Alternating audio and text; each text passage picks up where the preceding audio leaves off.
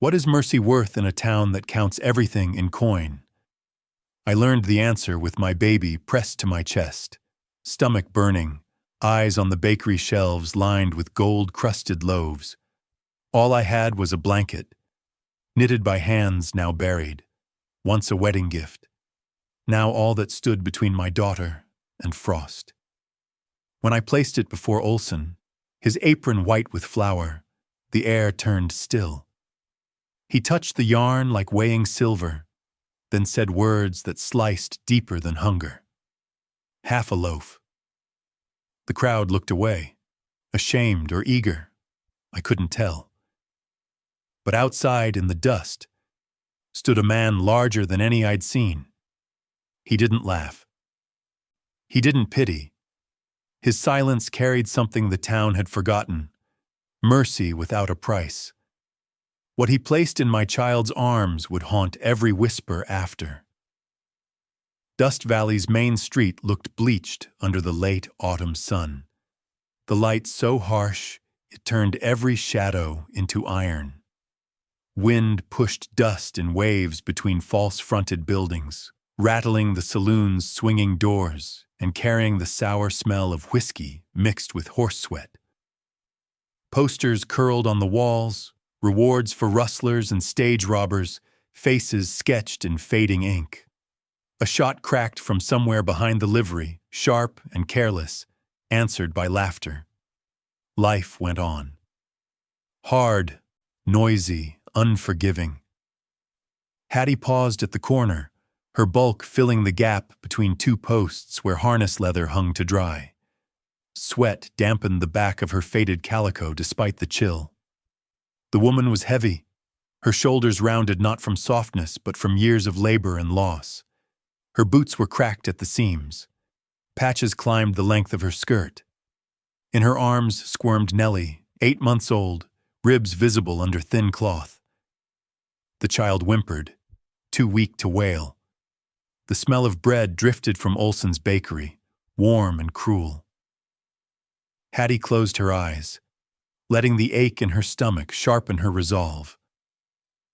Coffee at the general store cost 25 cents a pound now, more than she could dream of. Flour had jumped again, $1.50 a sack. A washerwoman earned less than half that in a week. She had nothing left to trade except the blanket. It was blue once, dyed with wild berries the summer Thomas married her. Her mother had knitted it stitch by stitch, a gift of promise. Years and weather had faded it to pale sky. Still, when wrapped around Nellie, it carried the warmth of hands long gone. Hattie looked down. The baby slept, fist tangled in the yarn. To take it away felt like stealing hope from her own blood. She pushed the bakery door. A bell chimed. Heat struck her face. Racks lined the wall, filled with loaves, golden crusts glistening. Steam rose from a new batch on the counter.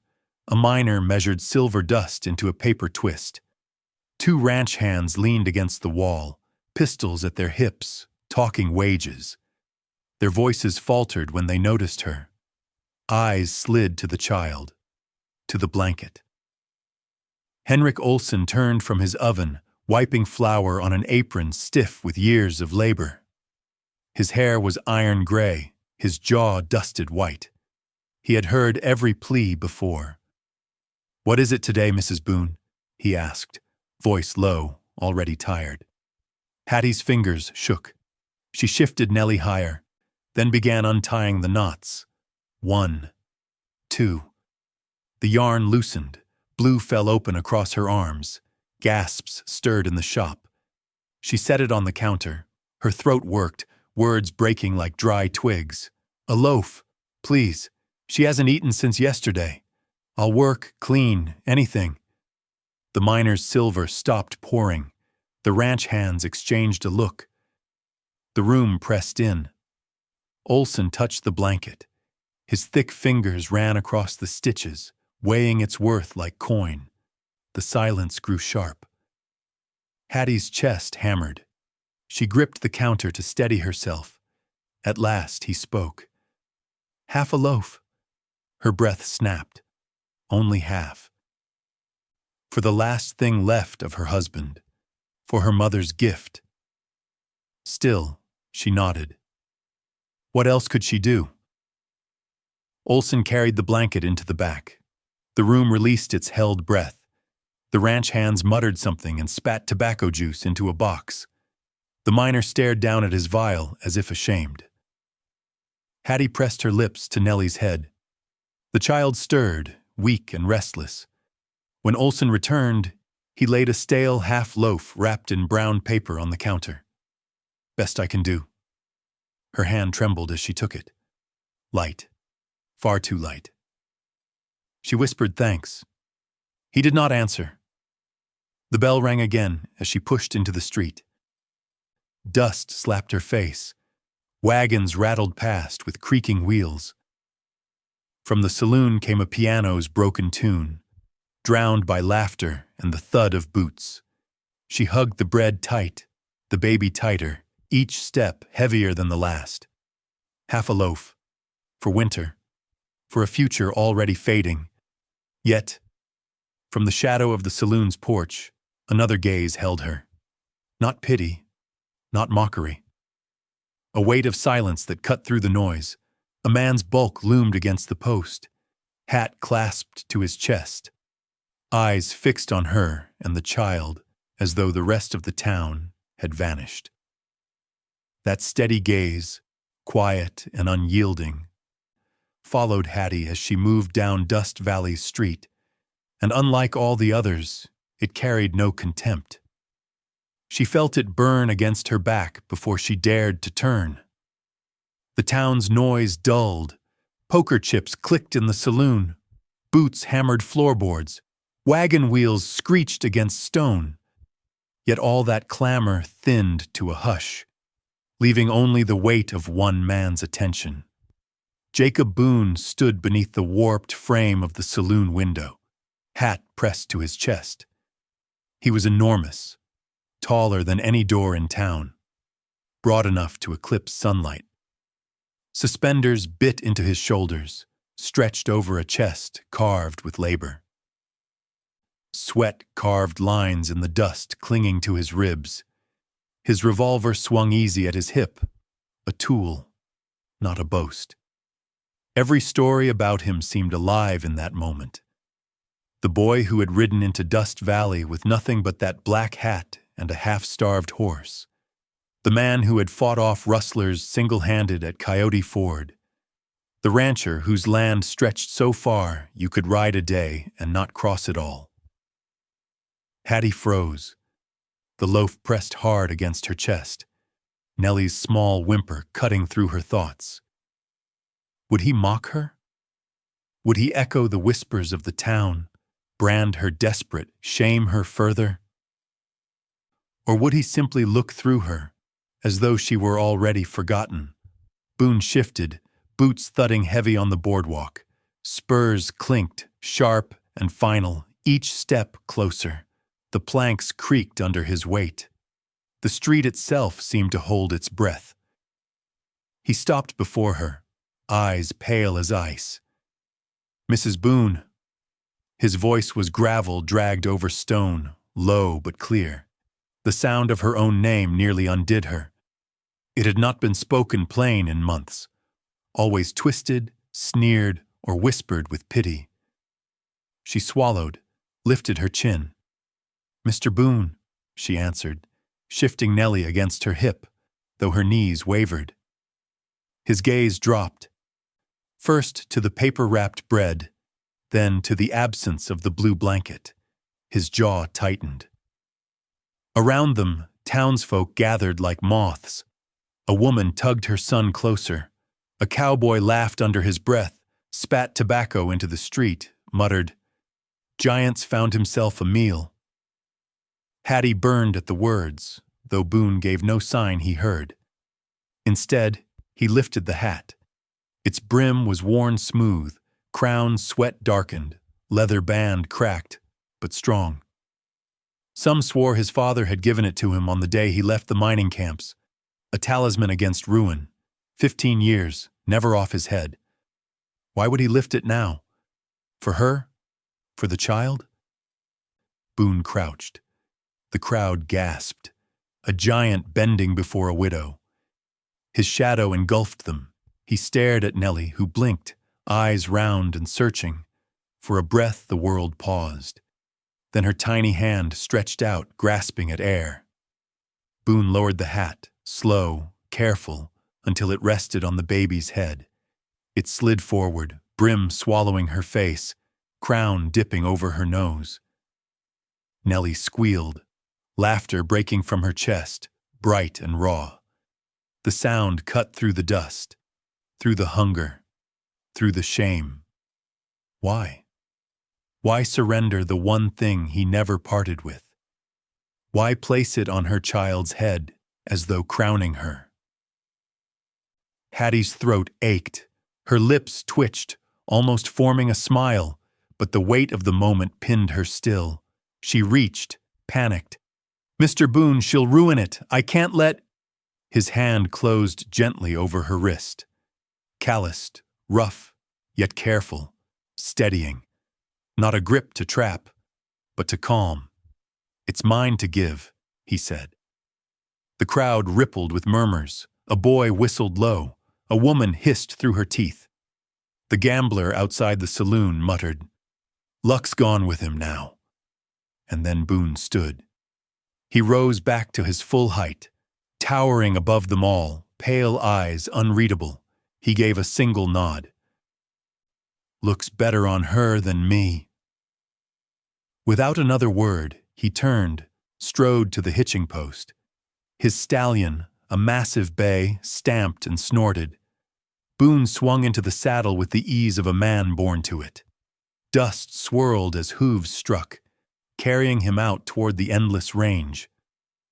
Hattie stood frozen, Nellie laughing beneath the brim of a hat far too large, fists tugging at the leather band.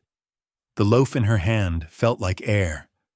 Around her, the town buzzed with sharp whispers, eyes cutting like knives. Henrik Olsen emerged from the bakery door, flour streaking his apron. He shook his head slowly, disbelief plain. 15 years, he muttered, voice carrying farther than he meant. Never once saw him take it off. Not in church, not in the saddle, not anywhere. Hattie's stomach twisted. 15 years, a lifetime. And now that weight, that history, sat bobbing on her baby's head as though it belonged there. And in Henrik's mutter, laced with awe and warning alike, Hattie heard something chilling. If Boone had given away his luck, what had he taken in return? The words clung to her as stubbornly as the dust in her dress seams. Around her, the townsfolk still whispered, their voices sharp as spurs. Some laughed under their breath, others watched with tight mouths, as though scandal itself might leap from her arms and stain them. She pulled Nellie close, pressing the child against her chest. The hat wobbled, sliding down until the brim shadowed the baby's eyes. Nellie squealed again, batting at the leather band, her joy so fierce it pierced the gloom. Strangers stared, unsettled by the sound. A laughing child in Dust Valley was rare enough. A poor widow's child laughing beneath Jacob Boone's hat was something like prophecy. Hattie hurried down the boardwalk. Each step felt like walking through water, heavy, resisted by the weight of watching eyes. She turned a corner, slipping behind the blacksmith shop where the clang of hammer on iron masked her breath. Only then did she dare pause. The half-loaf still rested in her palm. She broke off a piece, softened it against her tongue, then pressed it to Nellie's lips. The child sucked greedily, crumbs sticking to her cheeks. Relief shivered through Hattie, though hunger still carved hollows under her own skin. She leaned against the wall, rough timber digging her back, and let her mind circle Henrik's words. 15 years Boone had carried that hat, through storms, droughts, cattle drives, gunfights. 15 years without surrender. Why now? Why her? A rattle of wheels drew her gaze. A wagon clattered past, driven by two men with rifles propped across their knees. One spat into the dirt, glaring at her before snapping the reins. She shrank deeper into the alley's shadow. It was not safe to linger. She started home, the path skirting the churchyard. The chapel bell tolled 6 times, its iron tongue echoing across the valley. A handful of women emerged, shawls drawn tight, their eyes sliding over her. Their whispers carried, "Widow." Boone's hat. Shameful. Hattie kept walking, chin raised though heat flushed her face. By the time she reached her cabin at the edge of town, the sun had fallen low, painting the horizon with copper light. The cabin crouched against the plain, shingles missing, smoke trickling from a crooked chimney. Once it had felt like hope. Now it sagged, weary as its owner. Inside, shadows pooled in corners. She set the loaf on the table, then eased Nellie into a crate padded with rags. The baby tugged the hat's brim down over her face, giggling, then babbled nonsense into the dim air. Hattie sank onto a stool, watching, torn between dread and something softer. The hat looked absurd on her daughter, huge and heavy, yet Nellie wore it as though born to it. Her hand drifted to her chest. Did this mean Boone had claimed them? Or had he released them into something worse, a tension they could never escape? A hat could be gift or curse. In Dust Valley, nothing came without a reckoning. The night deepened. Coyotes yipped far across the flats. Hattie stirred the fire, dropped in the last sticks of kindling. Flames licked high, warming her cracked hands. She tried to steady her thoughts. She remembered Thomas, his coughing fits, his dreams of fields ripe with wheat. He had spoken of Boone once, admiring the man's stubborn rise from nothing. Some folks are chosen, Thomas had said. They carry their fortune in plain sight. Chosen. Was Nellie now chosen? A knock startled her. Sharp, quick. She froze, every muscle locking. Who would come after dark? She glanced to the crate. Nellie had drifted to sleep, hat still covering her eyes. Hattie rose slowly, heart pounding. She opened the door a crack. Henrik Olsen stood there, flour still dusting his apron. His face looked different in the lamplight, softer but edged with unease. "Mrs. Boone," he said quietly, "I shouldn't linger. Folks are already talking, but you need to hear this." She tightened her grip on the door. "Hear what?" "That hat," Henrik whispered. "Boone's father gave it to him the day he rode out. Said it'd bring luck so long as he never gave it away. You understand? Never. Boone swore to it. 15 years he's kept that vow. Today he broke it." Her breath hitched. "Why tell me?" "Because luck don't vanish," Henrik said, eyes darting toward the darkened road. "It moves, passes, maybe to you, maybe to that child." His voice lowered further. "Or maybe it marks you. Folks will say it does." Hattie stared, speechless. Behind her the fire popped. In the crate, Nellie stirred, fingers clutching the brim as though refusing to let go. Henrik straightened. "I've said my piece. Be careful, Mrs. Boone. Nothing in this town stirs more poison than envy." Then he turned and melted into the shadows, boots crunching on gravel until silence swallowed him. Hattie shut the door with trembling hands. She leaned against it, pulse hammering. Outside, the night pressed close, heavy with unseen eyes. Inside, her daughter slept under a weight of history she could not possibly bear. She sank back onto the stool, staring at the hat's wide brim rising and falling with Nellie's breath. Henrik's words gnawed at her. Luck, curse, envy. Which was it? Which had Boone given?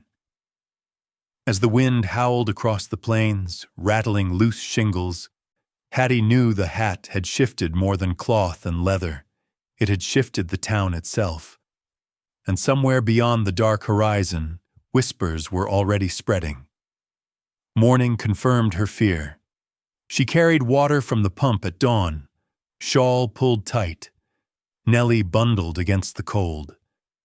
The baby still clutched at the hat's brim, refusing to release it even in sleep. On the main street, heads turned. Two ranch boys snickered from the hitching post. A shopkeeper's wife pursed her lips so tightly they disappeared. The blacksmith's hammer paused mid-strike. It was not hunger or debt they saw now. It was Boone's shadow resting over her. By the time she reached the cabin again, her shoulders burned from their stares more than from the water buckets. She set them down hard, spilling mud across the threshold. Her breath came ragged. Nellie stirred, fussing. That was when a knock sounded, sharp, certain. Hattie froze. For a moment she feared Boone himself had come, to reclaim what he had given, to demand something she could not offer. She opened the door slowly. Mrs. Carter stood there, shawl draped in rich folds, lips painted a thin red slash. The woman smelled faintly of lavender soap and arrogance. Her husband ran one of the largest spreads in the valley, and her word carried like law among the women of Dust Valley. She stepped inside without invitation, eyes sweeping the bare room, pausing on the crate that served as a cradle. "Well," Mrs. Carter said, voice honeyed and sharp, "it seems fortune smiles on you at last." Hattie stiffened.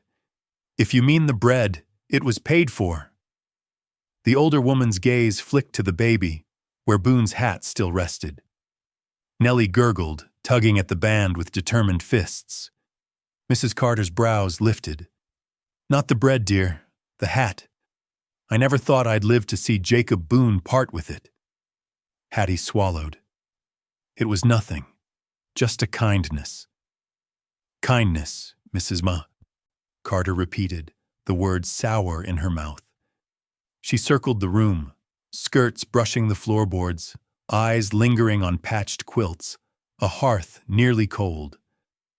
That hat was his father's. Folks say it carried luck enough to turn dry earth fertile. And he places it on your child's head?" She turned, voice lowering.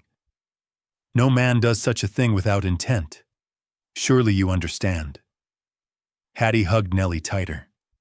"He asked for nothing. Not yet." The woman's smile was brittle as glass.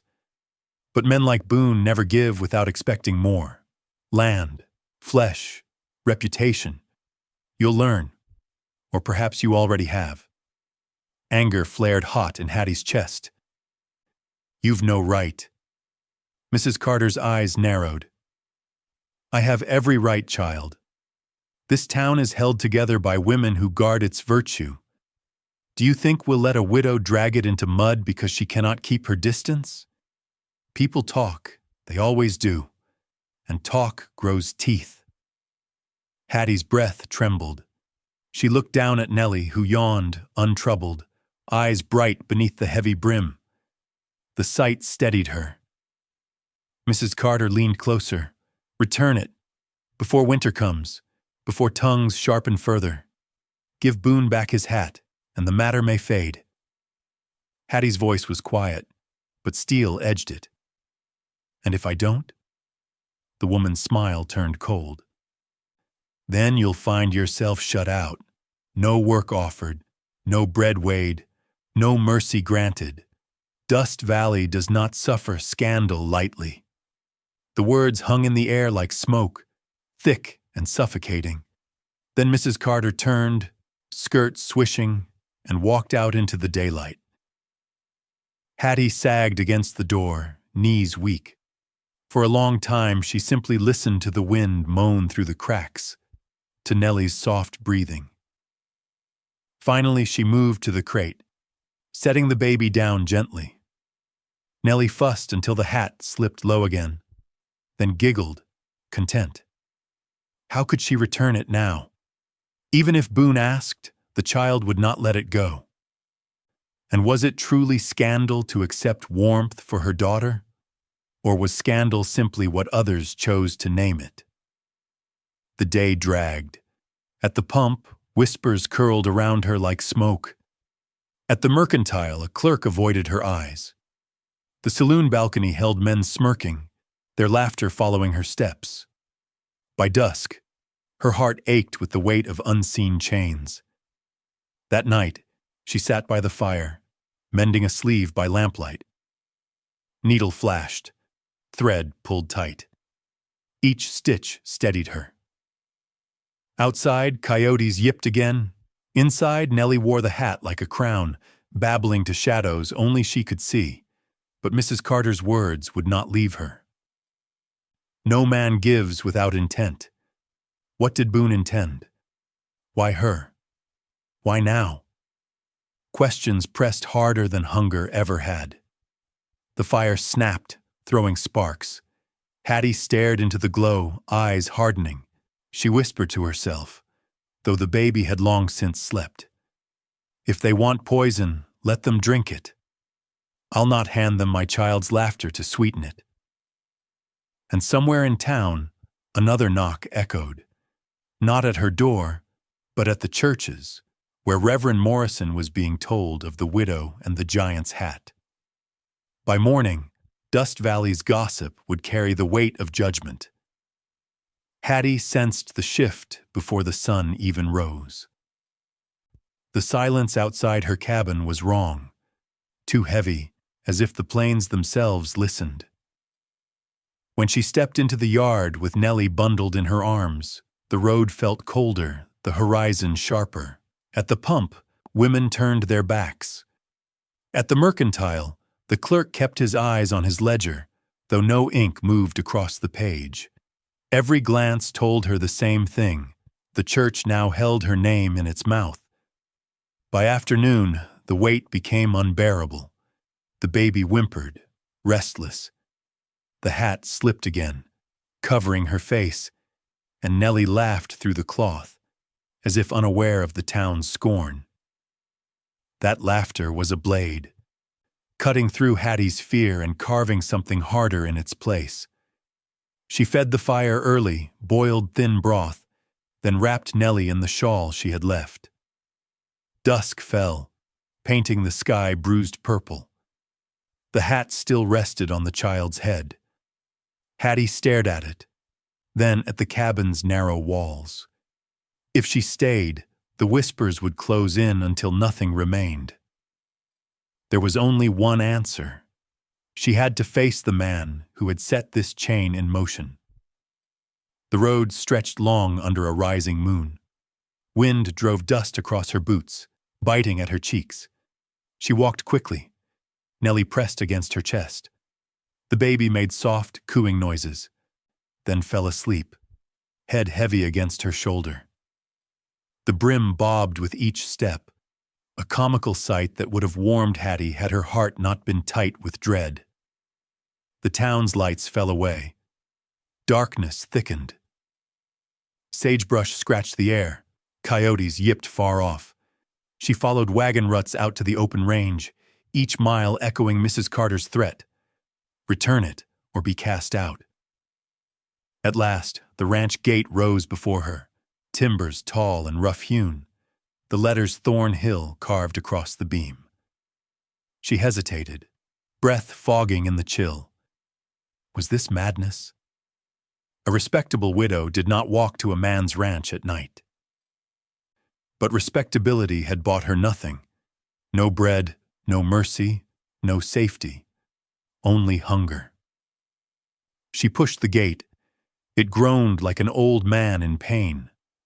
The drive wound upward through cottonwoods, their bare branches scratching the stars. Each crunch of gravel under her boots sounded like gunfire. Her arms ached from Nellie's weight. but she did not stop. The big house came into view, windows glowing gold, smoke curled from the chimney. The sight struck her like a blow. Warmth, comfort, permanence, everything she lacked. For a moment she faltered.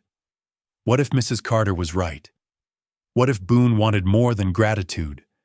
She nearly turned back. But then Nellie stirred, smacking her lips, reaching up to tug the brim again. The child's hand was strong, insistent. Hattie's breath steadied. Sometimes the smallest decide for the strongest, she thought, and pressed on. At the porch, her courage nearly failed. Boots thudded inside, measured and heavy. She raised her hand and knocked 3 times. The sound cracked the night, echoing down the drive. Silence followed, taut as a drawn rope. Then came footsteps. Slow, certain. The door opened. Boone filled the frame, lamplight burning around him. His sleeves were rolled, forearms thick with muscle and scars, hair mussed from his own hand. His eyes caught hers, pale and sharp, flicking to Nellie asleep in the shawl, the hat still on her head. "Mrs. Boone," he said, voice softer than she expected. "Is everything all right?" Her mouth opened, but words stuck. The weight of stares, whispers, poison, all of it pressed against her tongue. She forced sound. "I came to return your hat." Boone's gaze shifted to the brim sagging over Nellie's brow. For an instant, something like amusement tugged his mouth. "Seems to me it's found its place." "It's too valuable," Hattie insisted. "I was told it was your father's, that it carried luck." "Mrs. Carter's tongue," Boone muttered, irritation roughening his voice. She should mind her own hearth. He looked back at Hattie. "What else did she tell you?" Heat flooded her face. She could not repeat the filth. She said, "People are talking. They always do." Boone's eyes held hers, steady, unwavering. Then he stepped aside, opening the door wider. "Come in. The night's too cold for a baby." Hattie hesitated, the weight of propriety heavy on her shoulders. Entering would mean more talk, more fuel for the fire. But the wind cut through her shawl, and Nellie whimpered against her chest. She stepped forward. Warmth enveloped her. The front room was not the palace she had imagined. Shelves sagged with books. Boots sat drying near the hearth. Papers cluttered a desk. A home lived in, not displayed. Boone gestured to a chair near the fire. "Sit. I'll get coffee."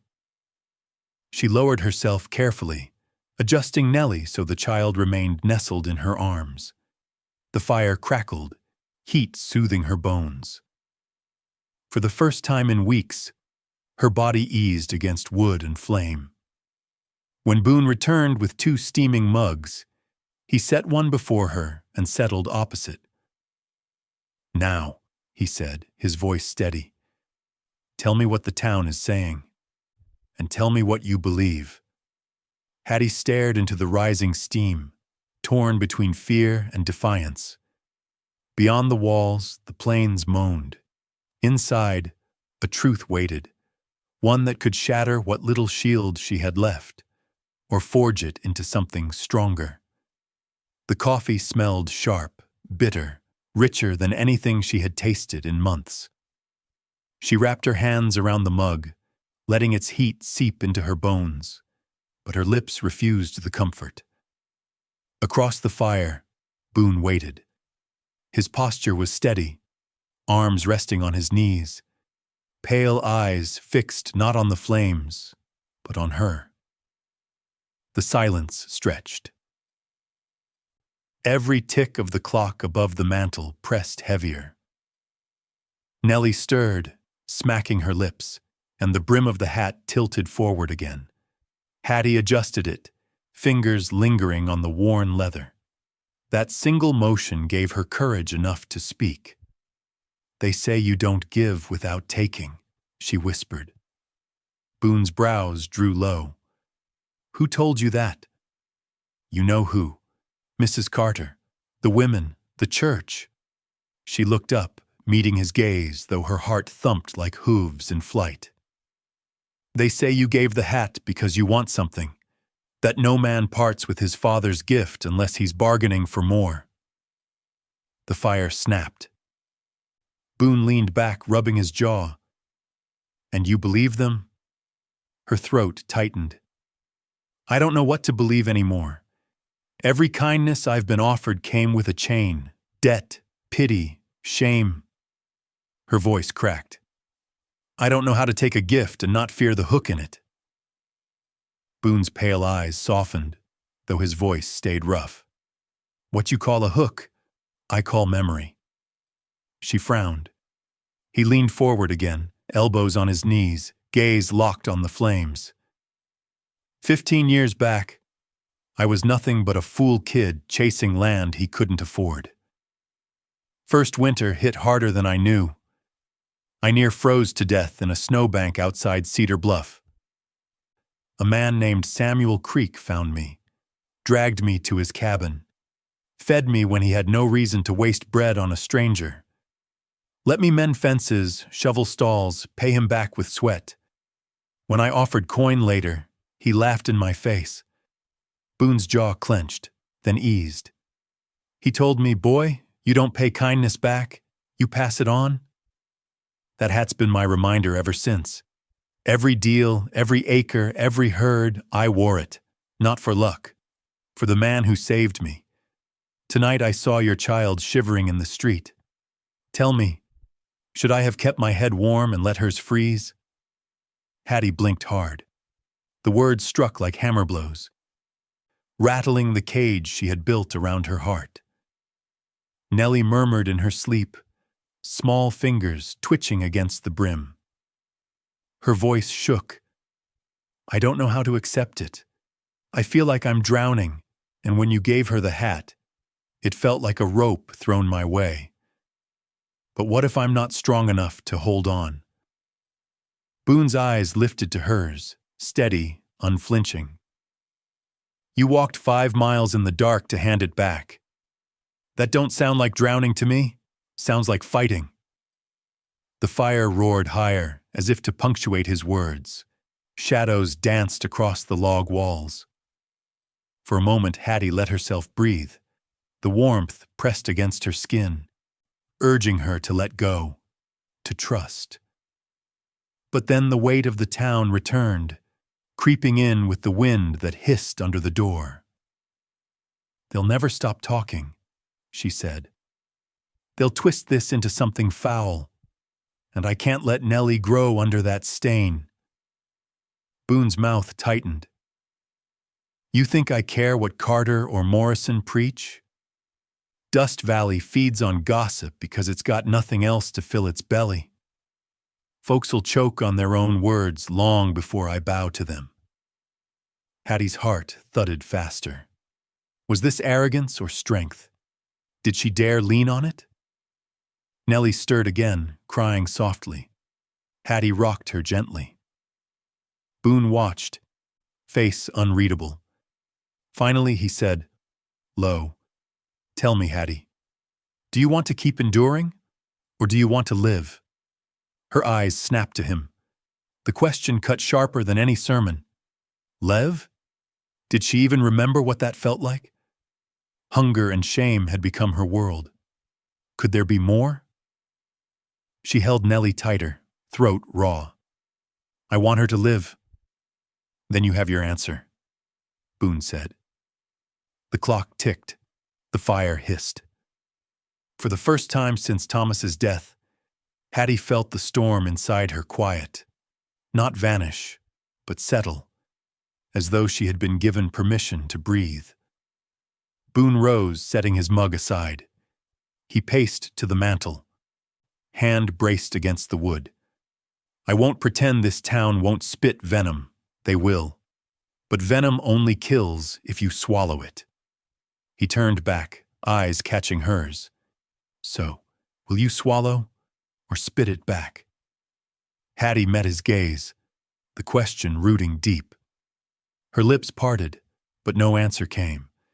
Instead, she clutched Nellie close, the hat pressed between them, its brim warm from the fire. And in that moment, as Boone's words hung heavy, a sharp knock rattled the door. Hattie jolted. Boone's eyes narrowed. Whoever stood outside the ranch at this hour carried trouble on their tongue. He crossed the room in 3 strides and pulled the door open. Cold air rushed in, carrying dust and the faint smell of sage.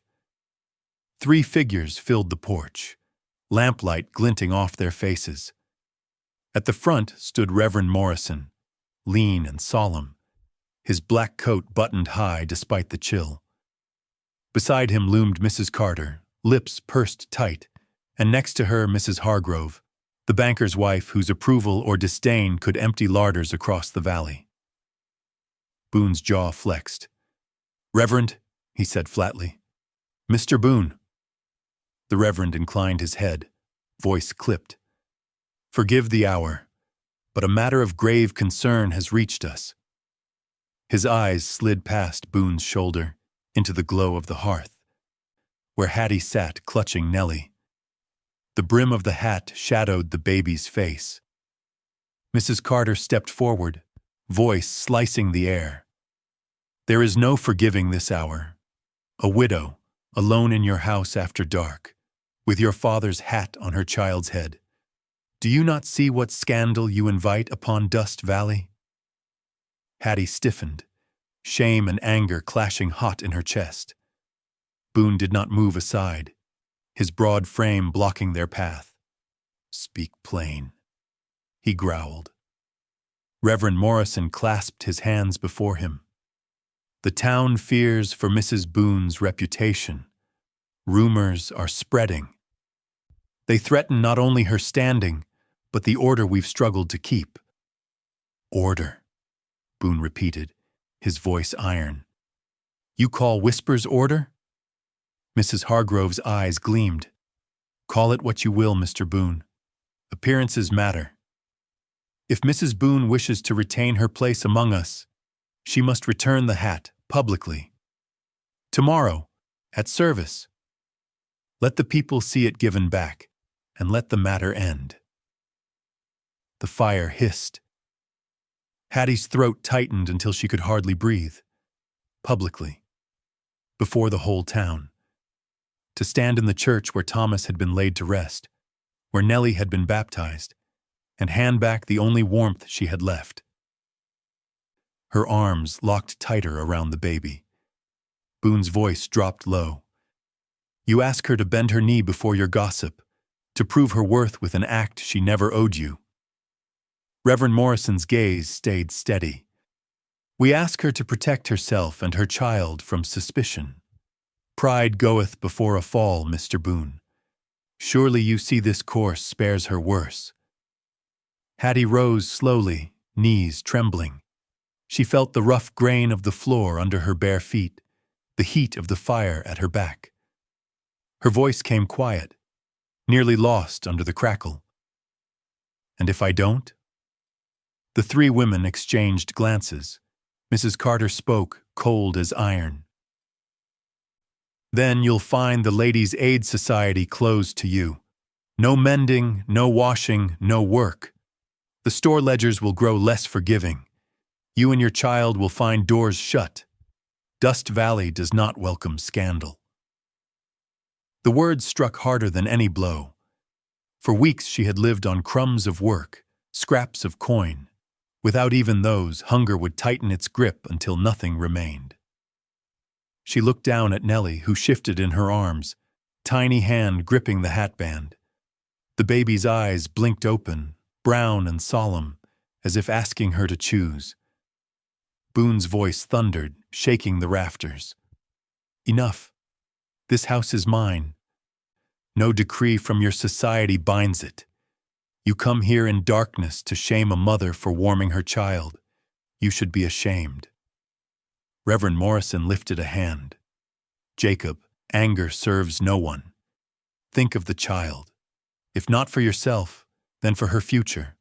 A woman's reputation is her child's inheritance." Hattie's heart pounded. Reputation, hunger, safety. Which could she sacrifice? She felt Boone's gaze on her, steady as stone, waiting. The room closed in, heat pressing from the hearth, cold slicing from the door. Finally, she drew breath, her voice trembling but clear. "I'll think about it." The Reverend frowned. "Mrs.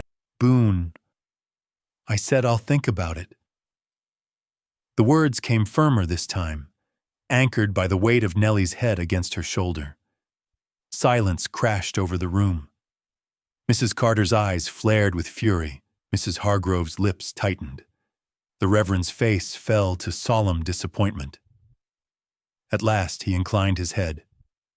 "Very well, but think quickly. Sunday comes soon."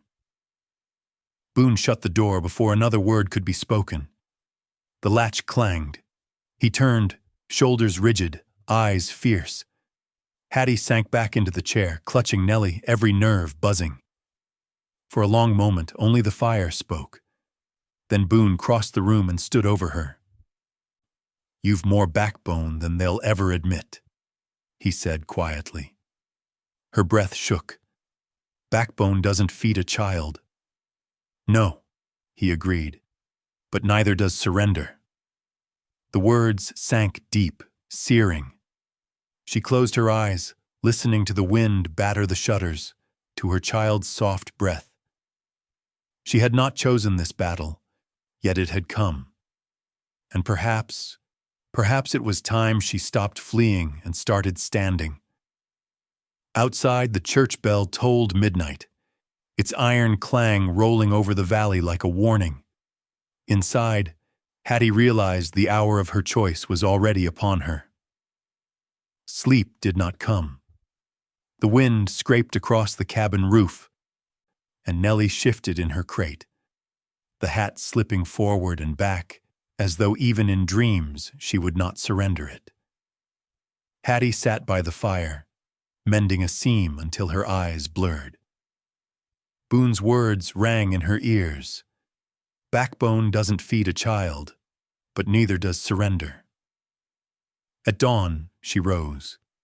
She fed Nellie the last crumbs of broth-soaked bread, then dressed in her patched calico. She tied her shawl firm, slid her feet into cracked boots, and counted the coins she had hidden in a tin beneath the floorboard. 3 silver pieces.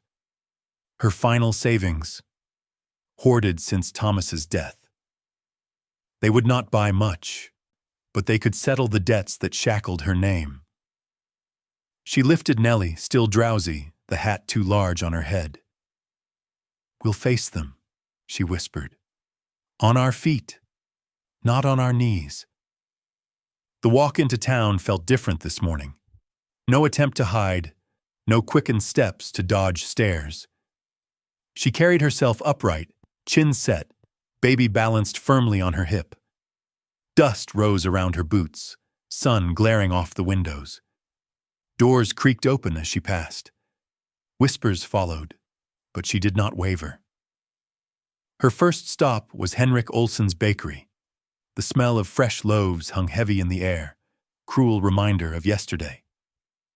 The bell rang as she entered, heads turning at once. Ranch hands, a miner, a boy sweeping the floor, all paused to see her. Henrik looked up from his ledger, flour whitening his brows. "Hattie," he began, tone cautious. She stepped to the counter, laid a coin down. The silver gleamed in the morning light. "For yesterday's bread," she said. "Full price." The room went still. Henrik blinked. "Mrs. Boone, it wasn't—" "It was," she cut him off. "Paid with a blanket that should have warmed my child. Now it is paid in coin. No man here can say otherwise." She slid the loaf across the counter toward herself, but made no move to carry it away. Instead, she turned, letting the room see Nellie with Boone's hat perched askew. The baby gurgled, fists gripping the band. Whispers erupted. Some scoffed, some looked uneasy. Henrik's eyes softened with something like respect. Hattie lifted her chin higher. "Half a loaf for a blanket was never charity," she said aloud. "It was debt, and debt is settled." She left the loaf behind, coins still glinting, and walked out. The mercantile was next. She laid another coin on the counter, speaking to Mr. Hargrove, who had refused her credit for months.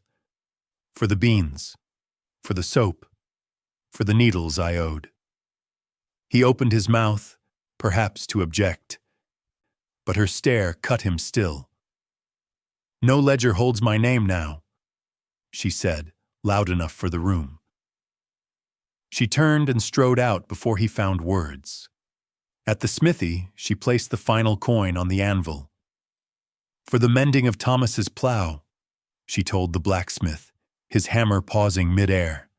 "He never lived to use it, but the debt was mine. Now it is no one's." By afternoon, the coins were gone. Her purse lay empty, yet her spine felt stronger than it had in years. She walked the main street slowly, purposefully, letting every eye see her. Nellie babbled happily, tugging at the brim, the hat slipping sideways until it nearly swallowed her face. Laughter bubbled from the child, light and untroubled. The effect was electric. Whispers rose like sparks leaping from a forge. Some voices sharp with scorn, "She's flaunting it, shameless." Others uncertain, "She paid her debts," stood tall. But all eyes followed her. At the far end of the street, beneath the shadow of the church steeple, Mrs. Carter appeared, flanked by two women from the Aid Society. Their mouths tightened at the sight of Hattie. Yet even they could not deny the evidence. The widow walking free of debt, her child laughing beneath the hat of the valley's mightiest rancher. Hattie paused in the middle of the road. Dust swirled around her hem. She shifted Nellie higher, letting the baby face the town. "We owe nothing," she said softly, though her voice carried on the wind. The townsfolk stared. Some frowned, some looked away, a few nodded faintly. It was not victory, not yet, but it was no defeat. As she turned toward home, hoofbeats sounded behind her.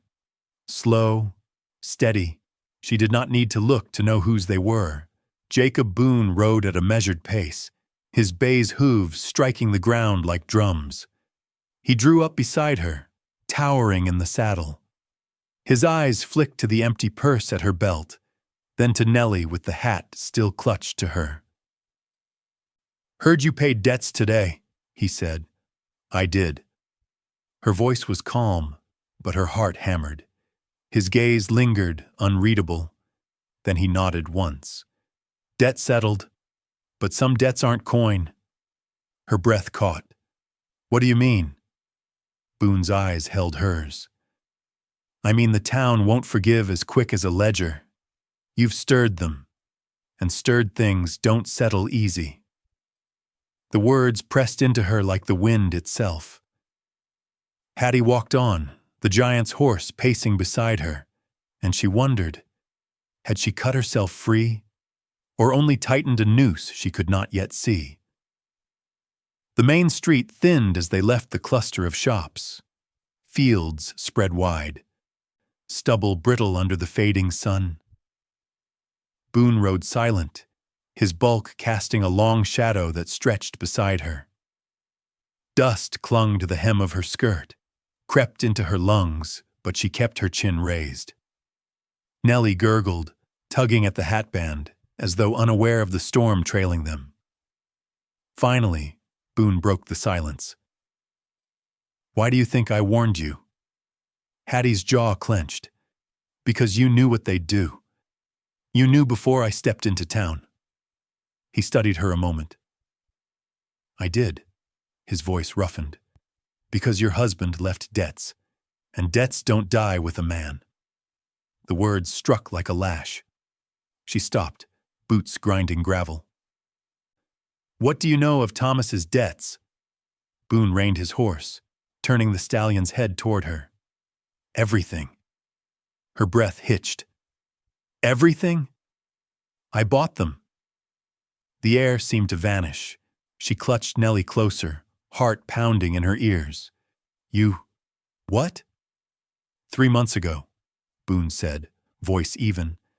The bank was ready to take your cabin, ready to sell off your land for seed money they'd never give you. I stepped in, paid the notes, the mortgage, the seed loans, the equipment, all of it. Her knees went weak. She gripped the baby harder, as if anchoring herself against the gale. Why?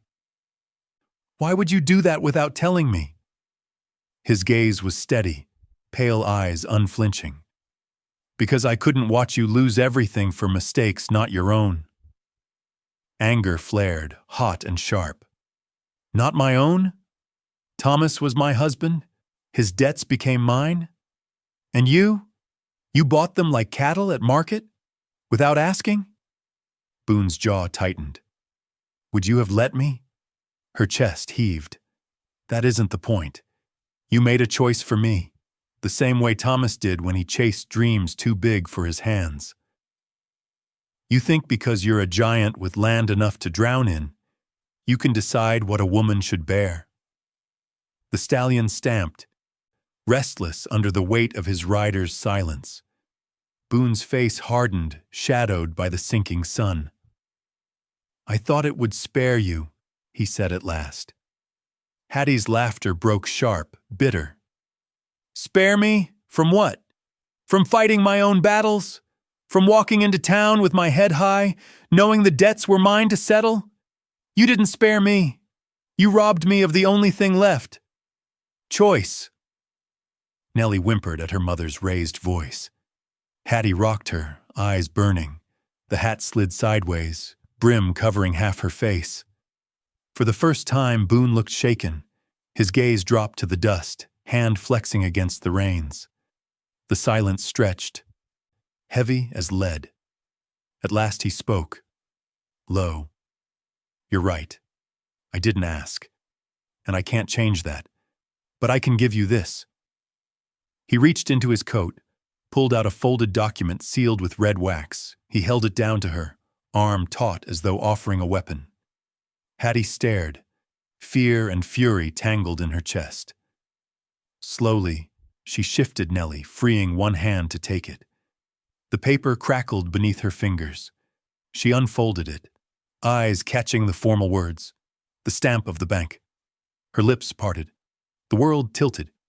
It was a deed to her land, her cabin, her soil, free and clear. No liens, no debt. Her name written plain, final. Her breath came ragged. This can't be real. It's real, Boone said, voice flat. Signed yesterday. She looked up, tears blurring her vision. Why? Tell me the truth. Why give me this? The wind rose, whipping her shawl, carrying the smell of sage and dust. Boone's eyes met hers, fierce yet raw. Because no one gave me a chance when I came here. Because I nearly died with nothing but this hat on my head. Because I know what it is to claw for breath while the world watches you drown. And because… He stopped, jaw working. Because it's right. Hattie shook her head, clutching the deed as though it might vanish. The paper trembled in her hands. You think a piece of paper wipes away the shame, the hunger, the whispers? No, Boone answered. But it gives you ground under your feet. Ground no one can take. Her throat closed. She looked down at Nellie, who blinked solemnly, fingers still curled around the hat's brim. The child yawned, small and fierce. Was this salvation or another chain? The deed cut into her palm, heavy as stone. She wanted to fling it back, to scream that she would not be bought. And yet, deep inside, a spark of something dangerous stirred. Hope. Hattie stood in the fading light, deed trembling in her grip, the giant's pale eyes locked on hers. She could not yet know if she had been freed or ensnared, but the choice of what came next was hers alone to make. The last of the sun bled across the horizon, painting the plains in bruised red and gold. Wind rattled dry grass, carrying the smell of smoke from faraway homesteads. Hattie felt the paper shake in her hands, every word stamped on it heavier than stone. She looked down at Nellie, the child's small cheek pressed against her shoulder, hat slipping over her brow. Innocent, unburdened, while her mother stood on ground that had shifted forever. Boone dismounted, boots sinking into dust. His bulk loomed beside her, not threatening, but unignorable. "It's yours," he said. "Land, cabin, field, no man can claim it now?" Her voice cracked. "No man but you." Boone's jaw tightened.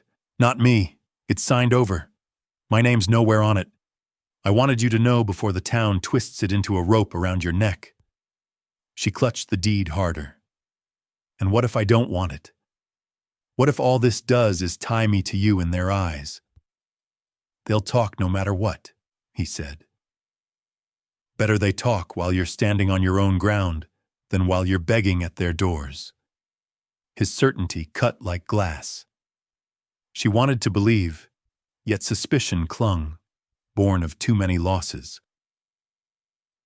"You think paper keeps me safe? You think ink and wax hold back winter? Hunger? The venom of women like Carter?" Boone met her gaze, steady. "No. But it gives you the one thing you've been denied: choice. What you do with it is yours." The words struck deep. Choice. She had lived so long without it, bending to Thomas's schemes, to the town's gossip, to debts that piled like stones.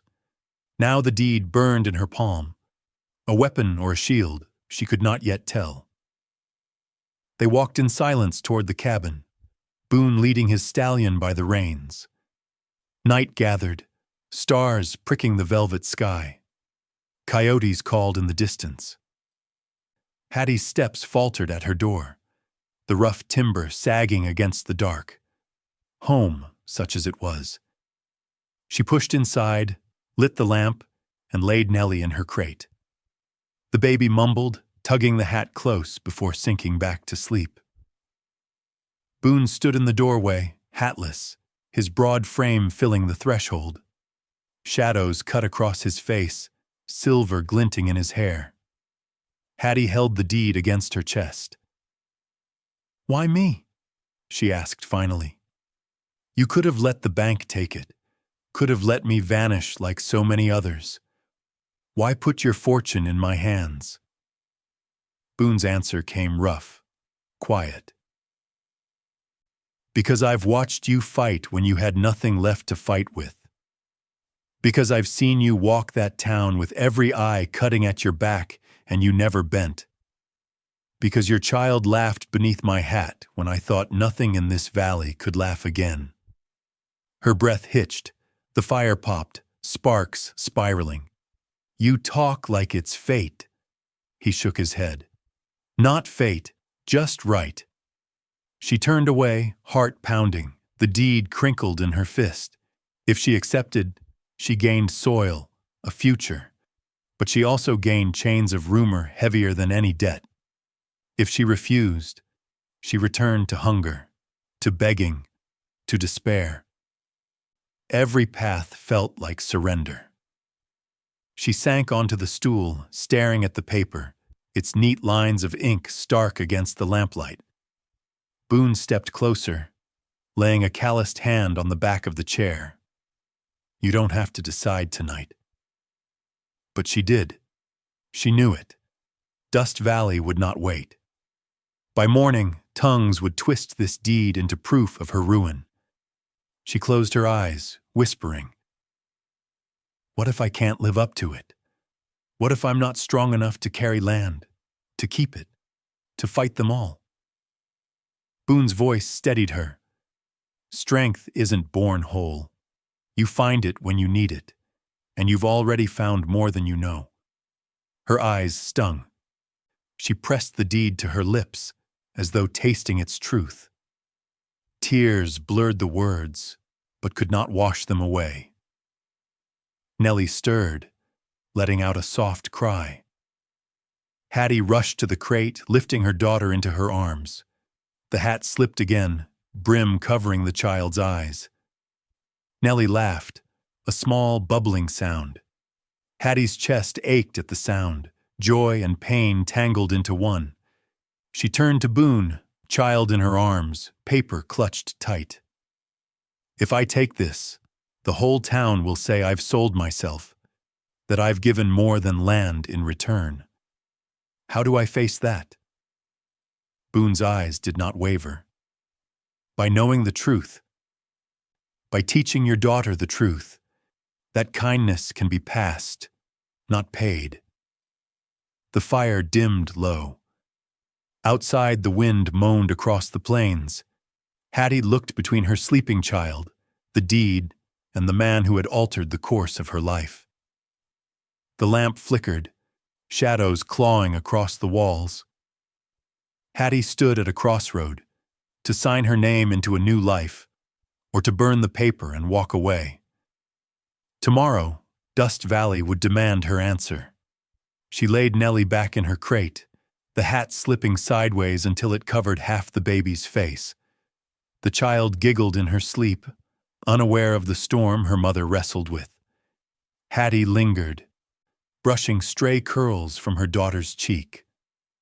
For her, she thought. Every choice is for her. The deed waited on the table, its seal glinting under lamplight. She picked it up again, weighing it as if its parchment were forged of iron. One piece of paper could anchor her, or sink her deeper. Boone had left hours earlier, silent but steady, telling her only, choose with your own hand.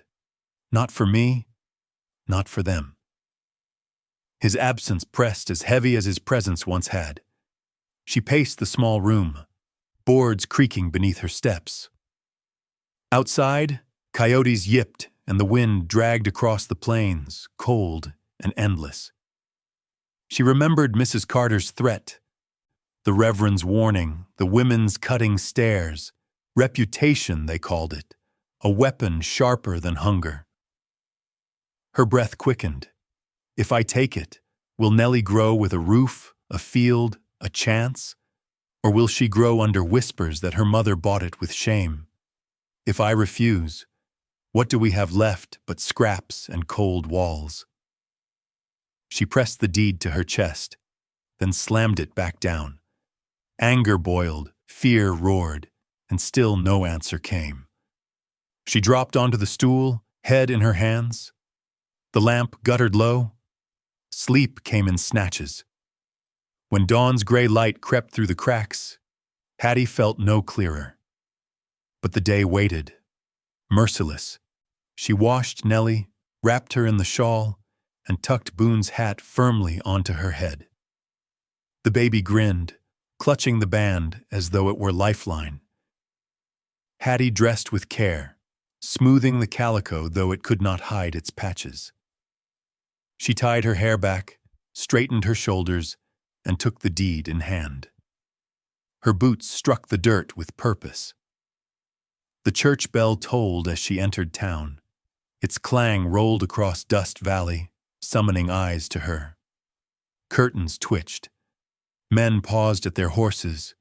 Women leaned from porches. The widow had come, and she carried paper in one hand and a child crowned with scandal in the other. She walked past the saloon, its music faltering as men leaned into the doorway to watch. Past the mercantile, where Mr. Hargrove's wife whispered sharply behind her fan.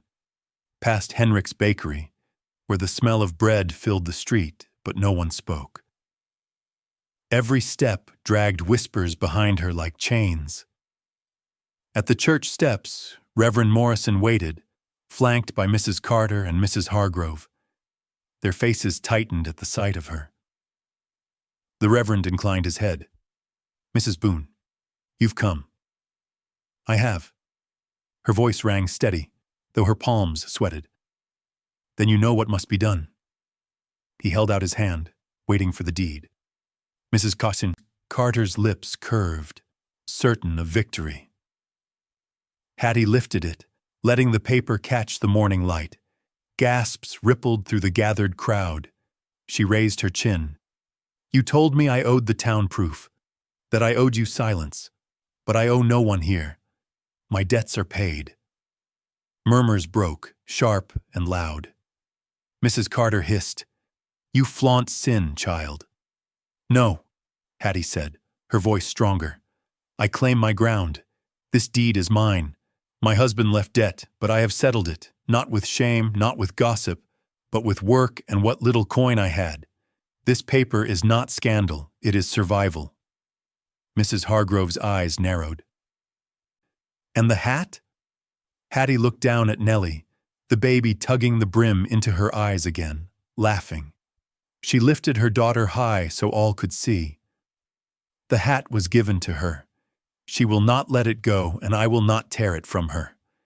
If you call that sin, then you call a child's warmth sin." The crowd stirred. Some muttered darkly, but others shifted, uneasy. A few nodded faintly, embers of sympathy sparking. Mrs. Carter's face blazed. "You'll regret your pride." Hattie's heart pounded, but her voice did not falter.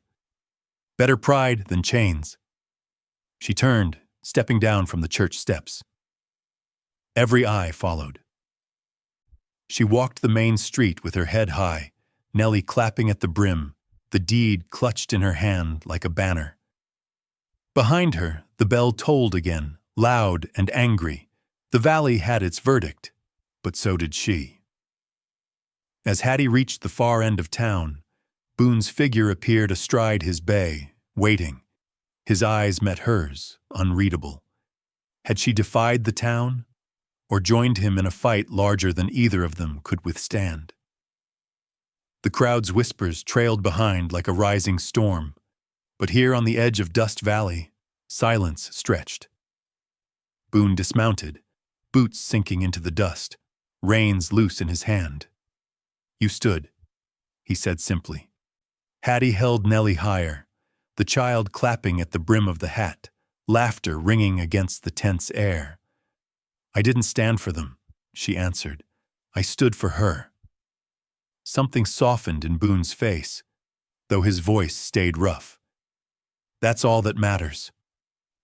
They walked the road side by side, one on foot, one leading a horse. The sun climbed higher, washing the plains in harsh gold. Hattie felt the weight of stairs at her back, but forced her chin upward. For the first time, the whispers did not crush her. They fell away like wind through dry grass. Seasons turned. Winter bit hard, but firewood was stacked high, and Nellie stayed warm beneath blankets Boone brought without word or condition. Spring thawed the fields, and Hattie found her hands buried in soil she could finally call her own. Summer saw beans and squash rising, her sweat mixing with the earth until it yielded food, not charity. Boone came often, fixing fences, leaving sacks of seed, never asking, never pressing. The town kept talking. Mrs. Carter spread venom, Reverend Morrison preached restraint, Mrs. Hargrove clutched her pearls. Yet none could deny what they saw: a widow who worked her land, a child who thrived, a man who did not waver. Slowly, grudgingly, Dust Valley's tone shifted. Not to praise, never that, but to silence. And in silence, Hattie found room to breathe. 3 years passed. The ranch on Thorn Hill bustled with life. Children's laughter spilled from its porch. Nellie, now 4, dashed through the yard in a dress faded by washings, Boone's black hat still far too big on her head. Chickens scattered as she chased them, squealing with delight. Boone leaned against the rail, silver hair catching the sun, shaking his head with mock sternness. "She'll ruin your flock," Hattie teased, flour dusting her apron as she stepped onto the porch. "Flock can take it," Boone rumbled. "She's got her mother's grit." Hattie smiled, wiping her hands. The kitchen behind her smelled of fresh bread and stew. Hers, not borrowed, not begged. The deed still hung framed by the hearth, not as boast, but as reminder. The day she claimed her ground. Neighbors came now, not to whisper, but to ask. Children gathered at her table where she taught letters with patience. Farmers asked Boone for help with cattle or plows.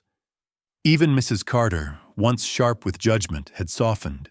Her husband, now working for Boone, after hard times cut her pride down to size. Dust Valley had not changed its nature. It still gossiped, still clung to old rules, but Hattie had changed hers. She no longer bent beneath it. That afternoon, Boone returned from the fields with dust on his boots and a carved toy horse in his hand. He set it on the porch rail, and Nellie snatched it up with squeals, the hat bouncing as she ran. "She'll wear that brim to rags," Boone said. "She won't let it go," Hattie replied. Her gaze lingered on her daughter, the child's laughter spilling across the ranch like music. Maybe she shouldn't. Boone's eyes softened. "Hat's got more luck in it now than it ever did with me." The words struck Hattie deep. She remembered the night he set it on Nellie's head, the fire's glow, the fear and hope tangled tight. How far they had come since then. She turned to him, voice quiet. "Do you regret it? Giving away what was yours?" His answer came without pause. "No. Some things ain't meant to be kept. They're meant to be carried forward." Hattie looked at Nellie again, the child's cheeks flushed, the hat too large but claimed all the same. A warmth filled her chest, fierce and steady. Boone was right. Kindness was not a debt. It was a fire passed hand to hand, head to head, heart to heart. As evening fell, Hattie stood at the porch, Nellie in her arms. The valley spread wide, grasses bowing beneath the wind. The hat's brim shadowed the child's eyes, and Nellie laughed, tugging it low until she vanished beneath it. Hattie kissed her daughter's hair, whispering, "One day, another will need it more than you. And when that day comes, you'll know what to do." Boone stepped behind her, his hand resting gentle on her shoulder. Together they watched the horizon, where dust rose from the road leading into town. Somewhere, another woman walked beneath the weight of loss, searching for a door that would not close. The story did not end with Hattie. It never would. One day, another knock would come. Another widow would stand in need, and the hat would pass again. That was the way of Dust Valley. Hard, cruel, but sometimes merciful. One act of courage at a time, the fire kept burning. Hattie's fight was not just about bread or land. It was about dignity, about the right to choose, and about refusing to let shame become an inheritance for her child. Boone's gift was more than a deed. It was a chance to stand tall when the world expected her to kneel. The hat became a banner of survival, carried by laughter instead of despair. Years later, when Nellie found a stray lamb half frozen in the snow, she pulled off that same hat and laid it over the trembling creature until Boone arrived with a blanket. The lamb lived, and for Hattie it was proof that kindness had taken root in her daughter. The question remains for us. When we are given more than we need, do we guard it or do we pass it on? Tell me what you would have done. Kept the hat for yourself, or given it away knowing it might cost you everything? Leave your thoughts in the comments. Subscribe to the channel to follow more stories of the West, and share this tale so others may feel the fire of kindness that never dies.